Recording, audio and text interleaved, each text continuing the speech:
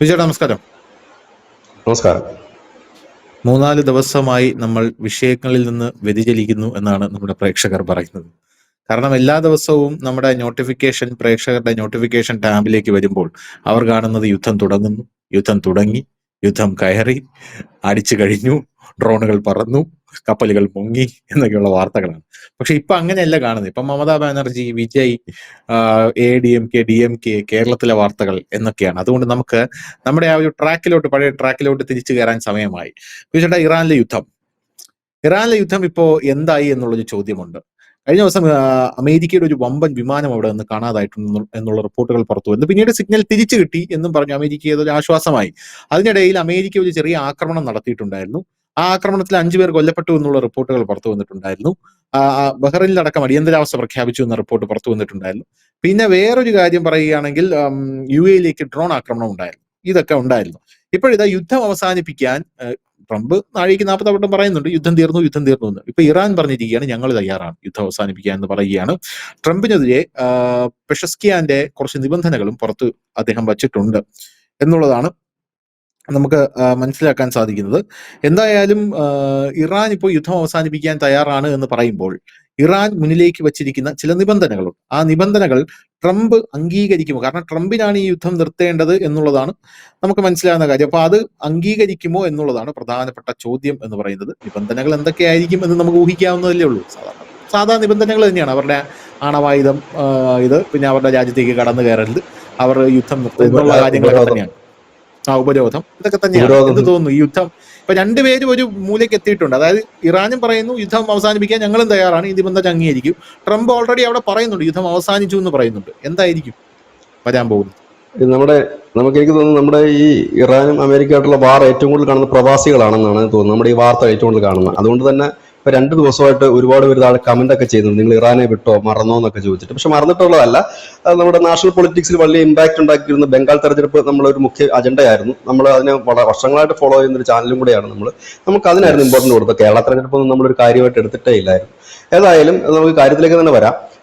ഇവിടെ ഈ ഇറാനിലെ ഇപ്പൊ കഴിഞ്ഞ കുറച്ച് ദിവസത്തെ കാര്യങ്ങളാണ്, നമ്മൾ ആ ഗ്യാപ്പ് വന്ന സമയത്തെ കാര്യങ്ങളാണ് ഇപ്പൊ ധനുഷ് ഇവിടെ പറഞ്ഞത്.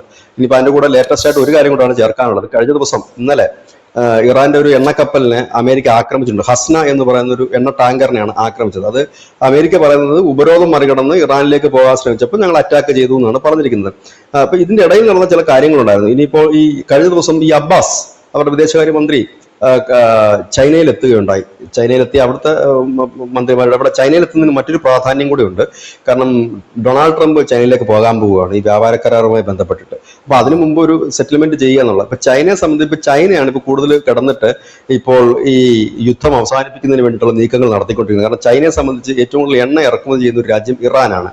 അപ്പൊ ഈ ഉപരോധം പിൻവലിപ്പിക്കുക, ഒപ്പം തന്നെ ഇറാനെ പഴയ സ്ട്രക്ചറിലേക്ക് കൊണ്ടുവരിക എന്നുള്ളതാണ് ചൈനയുടെ ആവശ്യം. കാരണം ചൈനയ്ക്ക് അവരുടെ കാര്യങ്ങൾ നടന്നു പോകണമെന്നുണ്ടെങ്കിൽ ഇത് മാറിയേ പറ്റൂ. ട്രംപ് ഇപ്പോൾ പിടിക്കുന്ന പിടിയും അത് തന്നെയാണ്.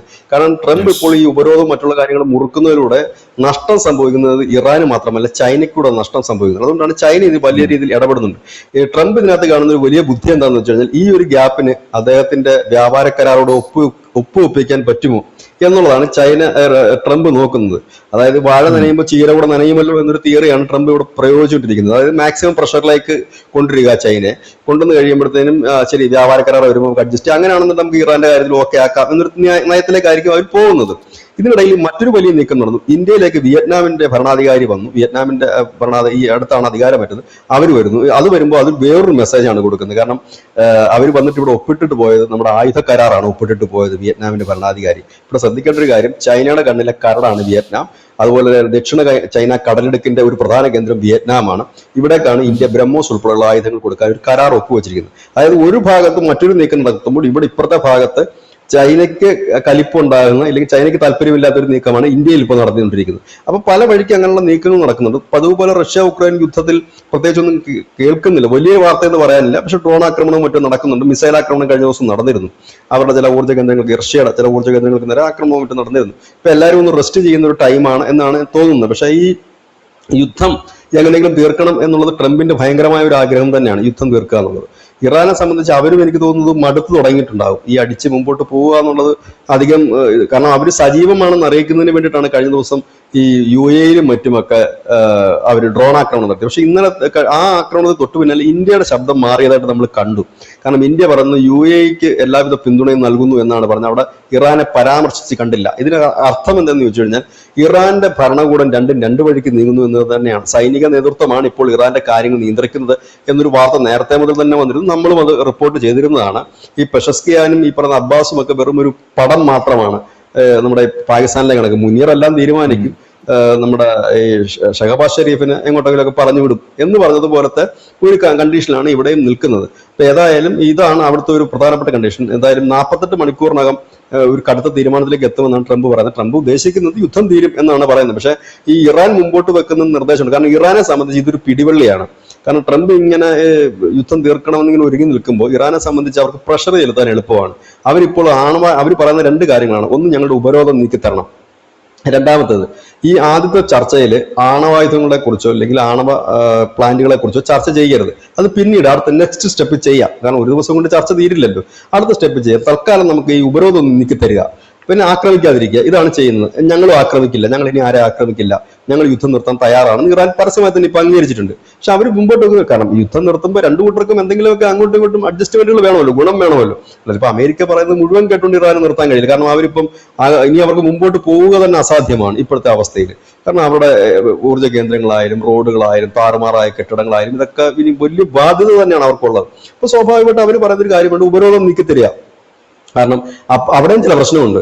ഉപരോധം നീക്കുമ്പോഴും ഒരുപക്ഷെ ട്രംപ് ഉപരോധം നീക്കി കൊടുക്കാൻ തയ്യാറാകും. പക്ഷെ ഇവർ മുമ്പോട്ട് വെച്ചിരിക്കുന്ന ഇറാൻ പറയുന്നത് ഈ ഹോർമുസിലൂടെ പോകുന്ന കടലിടുക്കിലൂടെ പോകുന്ന കപ്പലുകൾക്കെല്ലാം ടോൾ വെക്കുന്നുണ്ട്, ഈ പൈസ ടാക്സ് വെക്കുന്നുണ്ട്. അത് അനുവദിക്കാൻ കഴിയില്ല. അതിനെ ആരും അനുവദിക്കുന്നില്ല ലോകത്ത്.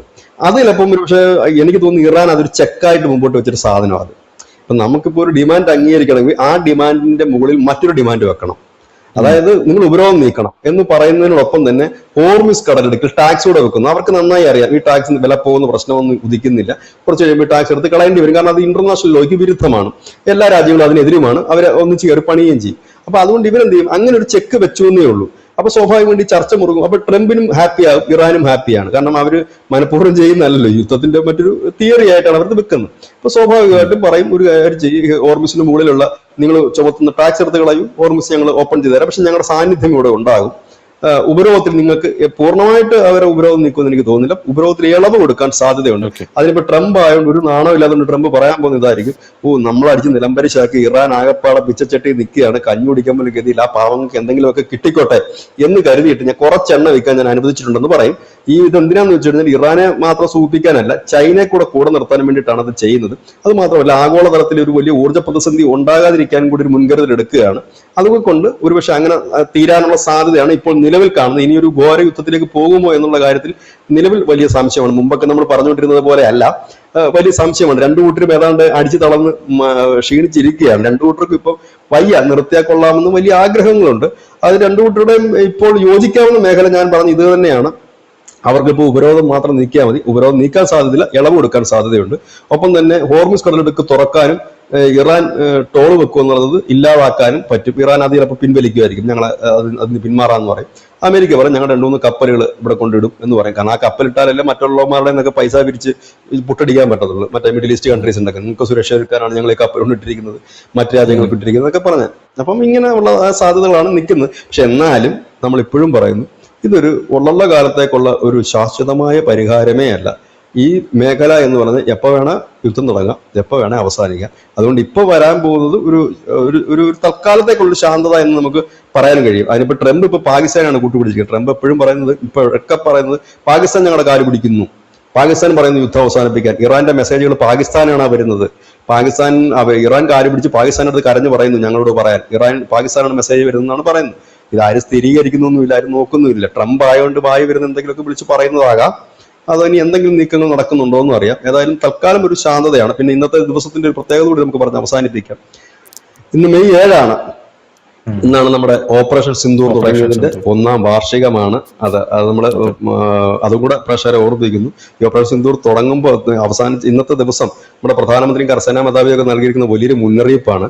അതിനോടൊപ്പം തന്നെ ചേർത്ത് വായിക്കപ്പെടേണ്ടതായിട്ട് ഒരു കാര്യം കൂടി ഉണ്ട്. നമ്മുടെ ഇന്ത്യൻ സേന ഇറാനെ കണ്ടു പഠിക്കുന്നുണ്ട്. ഇപ്പോൾ ഇറാന്റെ പാഠം ഉൾക്കൊണ്ടുകൊണ്ടാണ് നിൽക്കുന്നത്. കാരണം ഇറാന് നമ്മൾ വിചാരിച്ചത് നമ്മുടെ മേഖലയിലെ ഇറാനാണ് പാകിസ്ഥാൻ. കാരണം ഈ വില കുറഞ്ഞ ഡ്രോണുകൾ ഉപയോഗിച്ചുകൊണ്ട് ദീർഘകാലം പിടിച്ചു നിൽക്കാൻ ഒരുപക്ഷെ അവർക്ക് കഴിയും. വലിയ വലിയ ആയുധങ്ങളൊന്നും ഇറാൻ യൂസ് ചെയ്തിട്ടില്ല, വലിയ പണച്ചിലവുള്ള ആയുധങ്ങളൊന്നും. പക്ഷെ അവർക്ക് കുറച്ചുകൂടി പിടിച്ചു നിൽക്കാൻ കഴിഞ്ഞു. അപ്പൊ അതിന്റെ കൂടെ പശ്ചാത്തലത്തിൽ ഇന്ത്യ ഇപ്പോൾ ഓപ്പറേഷൻ 2.0 വേണ്ടി തയ്യാറെടുക്കുന്നു എന്നുള്ളതാണ്. കാരണം നീണ്ടുപോയി കഴിഞ്ഞാൽ നീണ്ടുപോകാനുള്ള സാധ്യതയുണ്ട്. പാകിസ്ഥാൻ ഇതിനൊക്കെ ഇങ്ങനെ ഓരോ ചെറിയ ഡ്രോണുകൾ വിട്ടും അവിടെ ഇവിടെയൊക്കെ ചെറിയ പൊട്ടലും ചീറ്റിലും ഉണ്ടാക്കി പോകാൻ സാധ്യതയുണ്ട്. അപ്പൊ അതിനെ എങ്ങനെ അതിജീവിക്കാം എന്നുള്ളതിനെ കുറിച്ചാണ്. അത് ചെലവ് കുറഞ്ഞ യുദ്ധത്തിലേക്കാണ് ഇപ്പോൾ നമ്മൾ ഇറാൻ അമേരിക്ക യുദ്ധം നമ്മളെ കാണിച്ചു തന്നത്.